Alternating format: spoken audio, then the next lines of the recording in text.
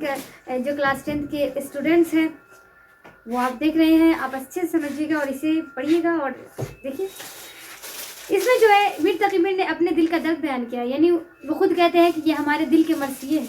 उन्होंने इसमें अपना नाम भी इस्तेमाल किया लास्ट वाले शेर में, गज़ल के आखिरी शेर में जो शायर अपना नाम जो इस्तेमाल करता है जिस शेर में, उसे हम मक्ता कहते हैं। तो ये मक्ता में उन्होंने किया है। ये एक इंसान की कैफियत बयान करता है इस शायरी में। वो जो है बहुत ज़्यादा जो है इश्क में किसी की मुब्तला हो जाते हैं और उनकी हालत ऐसी हो जाती है कि वो बहुत ज़्यादा बेचैन रहते हैं और बार बार किसी, अब वो जिससे उनको इश्क हो जाता है उनके दरवाजे पे जाते हैं, बार बार लौट के आते हैं, उनकी हालत अजीब सी होती है और फिर वो अपने इसको याद करते हैं जिनके बारे में वो शायरी जो कह रहे हैं। तो मतलब चलिए हम चलते हैं शायरी पर। हस्ती अपनी हबाब की सी है, हस्ती अपनी हबाब की सी है, ये नुमाइश शराब शराब की सी है। ये शराब है, शराब नहीं। बड़ी शीन से जो शराब होता है वही जो लोग पीते हैं, और ये शराब है। शराब का मतलब होता है पथरीला रेगिस्तान, जहाँ कुछ भी नहीं, जिस तरफ आप जाओगे तो कुछ भी हासिल नहीं होगा, बस वक्त बर्बाद होगा और आप बर्बाद होंगे। पथरीला रेगिस्तान में किसी को छोड़ दिया जाए तो क्या आपको कुछ हासिल होगा? तो शराब कहा गया है वो लाहासिल शय जिसके पीछे आप भागते हैं तो आपको कुछ भी हासिल नहीं होता। तो हस्ती अपनी शायर इसमें कहते हैं मीर साहब मुरादे आशिक। मीर साहब ने अपने आप को इस गज़ल में आशिक करार दिया है कि वो किसी के इश्क में गिरफ्तार है और उनके दिल से ये दर्द बयान हो रहा है। हस्ती अपनी हबाब की से, यानी अपनी जो हस्ती है वो एक पानी का बुलबुला है। हबाब मीन्स बुलबुला होता है कि वो जो कहते हैं कि जिस तरह पानी का बुलबुला कुछ देर के लिए नमूदार होता है और फिर ख़त्म हो जाता है, तो हमारे हम लोग की जो ज़िंदगी है, वजूद है, हस्ती है, वो उसी तरह है। तो ये जो दुनिया की रौनक है हम उसकी तरफ क्यों जाएं? ये जो नुमाइश है दुनिया की, जो हम लोग उससे अट्रैक्ट हो जाते हैं, माइल हो जाते हैं उसकी तरफ, मतलब हम उसकी तरफ क्यों जाएं? इस शेर का हस्ती अपनी हबाब की सी, अपनी जो वजूद है, हस्ती है, वो पानी का एक बुलबुला है जो चंद लम्हों के लिए है और ठहर जाएगा, नमूदार हुआ और ख़त्म हुआ, अपनी ज़िंदगी वही है। तो हम ये दुनिया की जो है ये नुमाइश शराब की सी है, यानी कि ये दुनिया की जो नुमाइश है, ये जो जलवा है, ये जो चीज़ें अट्रैक्ट करती है, चकाचौंध शो ऑफ की ज़िंदगी हो गई आजकल तो बहुत ज़्यादा, उस चीज़ों के पीछे हम क्यों भागे? यानी कह रहे हैं कि जिससे उनकी जो महबूबा होती है, जिनसे उसको इश्क हो जाता है, हम उसके पीछे क्यों भागे? हम उस नुमाइश के पीछे हम क्यों भागे? उससे तो लाहासिल है, उसकी तरफ हम जाएंगे तो बर्बाद हो जाएंगे। यानी कि जब खुद की ही हस्ती की कोई गारंटी नहीं है, कुछ है ही नहीं, एक धोखा है हमारा वजूद, हमारी हस्ती, तो ये नुमाइश भी एक धोखा है, उसकी तरफ ना जाए। इसकी शेर की तशरीह यही है।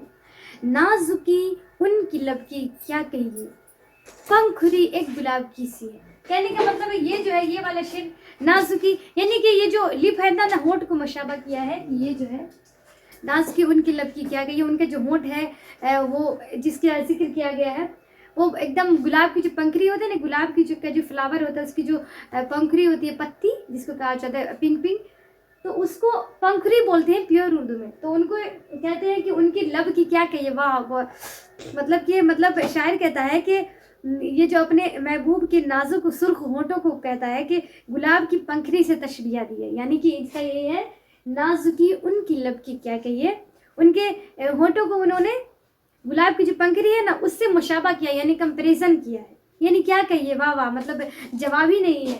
ये तो हो गया पंखुड़ी एक गुलाब की सी है, यानी कहने का मतलब है गुलाब का जो फ्लावर है उसकी जो पंखुड़ी है, मैंने बताया बिल्कुल उसकी तरह है। यानी कि मतलब इंसान देख करके बेहोश हो जाए, होश खो बैठे, इस तरह की चीज़ है। ये हो गया दूसरी लाइन का, आपने तशरीह समझ लिया है, अच्छी तरह समझिएगा। अब आता है तीसरा। बार बार उसके दर पे जाता हूँ, हालत कुछ इज़्तिराब की सी है।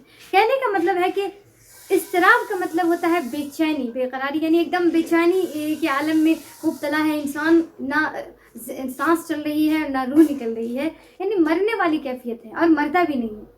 यानी कि बार बार जो है मुराद आशिक, कहने का मतलब जो आशिक है वो बार बार जाता है उसके दर पे और बार बार वापस आ जाता है, ये सोच कर जाता है कि बस एक बार देख लो उसे, एक बार मुलाकात हो जाए, उसके दर पर बार बार जाता है कि बस एक बार नज़र आ जाए, लेकिन फिर वापस वो लौट आता है, बार बार जाता है बेचैनी के आलम में उसके दरवाजे तक और फिर बार बार आ जाता है, हालत कुछ इस तरह की सी, यानी कि बार बार उसके दर पे आता है और लौट आता है, यानी हालत कुछ ऐसी हो गई है, हालत कुछ इस तरह की, हालत अब इस तरह की सी है, यानी बहुत ज़्यादा बेचैनी में मुब्तला है, एकदम इज़्तिरारी कैफियत है, ना रूह निकल रही है ना सांसें चल रही है। इसका मतलब ये हो गया।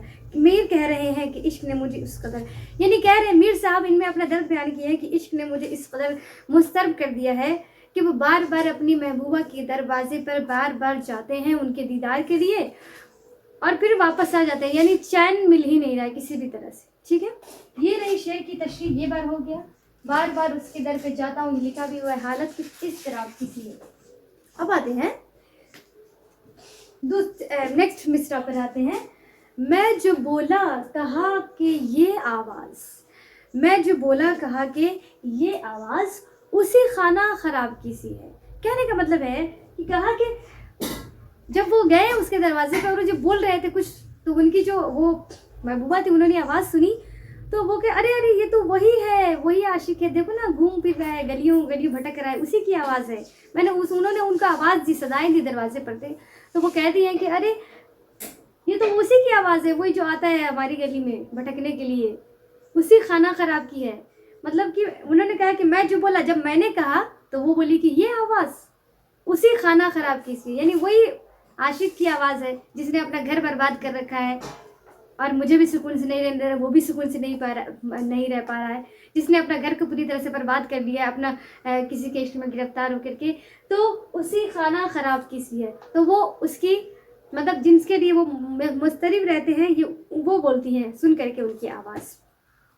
मैं जो बोला, मीर कहते हैं कि मेरी आवाज़ सुनकर मेरे बाबू ने कहा कि तो उसी खाना ख़राब की आशिक की आवाज़ है। शायर को एहसास हुआ है, यानी तो शायर ये कहता है, यहाँ पर मीर साहब ने कहा है, खुद को वो आशिक बताते हैं और कहते हैं कि जब मैंने कहा तो वो मेरी आवाज़ सुन करके बोली कि अरे ये आवाज़ ये तो उसकी उन्हीं की है, मतलब उसी की है, वही खाना ख़राब, वही आशिक की जिसने अपना घर बर्बाद कर रखा है, एकदम होश से बेनियाज हो गया है, सब कुछ से बेगाना हो गया है। तो उनके दिल में ये ख्याल है कि अच्छा इसका मतलब ये है कि उनको ये एहसास हुआ कि चलो मेरी आवाज़ तो वो पहचानती है, यानी उसको थोड़ी सी खुशी मिलेगी, चले कुछ तो है, मतलब मेरी आवाज़ तो थोड़ी पहचानती है। अब आते हैं लास्ट मिसरे पे, ये हो गया मैं जो बोला कहा कि ये आवाज़, ये देखिए उसी खाना ख़राब किसी। अब लास्ट पे आते हैं कि मीर उन नीमबाज आँखों में एक मस्ती शराब किसी है। कहने का मतलब है इसमें कहते हैं कि नीमबाज कहा जाता है। आपने कभी किसी शराबी को देखा है? किसी शराबी लोग जो होते हैं उनकी आंखें जो होती है वो शराब पीने के बाद अधखुली होती है, यानी अजीब सी डरावनी सी लगेगी उनकी आंखें, और वो पूरी तरह से खोल नहीं पाते हैं, अधखुली आंखें होती हैं उनकी किसी शराबी की। तो उन्होंने मतलब उनकी आंखों को तशबीह दिया, यानी कि मुशाबा किया, कंपैरिजन किया कि मेरे जो महबूब की आंखें हैं वो जो है अधखुली आंखें, यानी नीमबाज, यानी अधखुली हुई बहुत बड़ी खूबसूरत सी आंखें हैं, और उनमें जो एक मस्ती और सुरूर सी झलकती है वो किसी शराबी वाली, यानी कि जो किसी शराबी की होती है, उनसे उनको शराब की मस्ती किसी है, यानी कि। और उनमें कहा कि मीर उन नीमबाज आंखों में, अपना जो है लास्ट वाले में नाम यूज़ किया उन्होंने, कहा कि उनकी जो आंखें पूरी तरह खुलती नहीं, बड़ी खूबसूरत आंखें हैं, और खूबसूरत कहा उन्होंने, ये नहीं कहा कि शराबियों वाली आंखें तो ख़राब है, अधखुली आंखें हैं, एक मस्ती शराब की, यानी कि जो शराबियों की आंखों में जो मस्ती चलकती है, बिल्कुल वही मस्ती इनकी आंखों में चलकती है। और उन्होंने कहा कि मतलब कि उस आंखों में डूब जाने का दिल चाहता है। कहने का मतलब ये था कि उनकी जो आंखें हैं ऐसी मस्ती झलकती है कि जब उसकी तरफ देखता हूँ तो मुझे उसकी आंखों में डूब जाने का दिल करता है, यानी मैं अपने होशो हवास खो बैठता हूँ, मीर साहब ने कहा। और उन्होंने ये भी कहा कि आंखों की भी यही कैफियत है, इसलिए वो कहते हैं कि मैं वो कैद खुली आंखें जाहिर कर दिया कि उनमें भी शराब किसी मस्ती है। इस शेर में यानी उनमें भी उनकी शराब किसी मस्ती है। इस शेर में उन्होंने तशबीह है और गज़ल का मक्ता है, यह गज़ल का आखिरी मक्ता है, ये बहुत इंपॉर्टेंट है, इसे याद रखिएगा। हमने आपको बहुत ही अच्छी तरह से इसकी तशरीह समझा दी है, मुझे उम्मीद है कि आपको समझ में ज़रूर आएगा।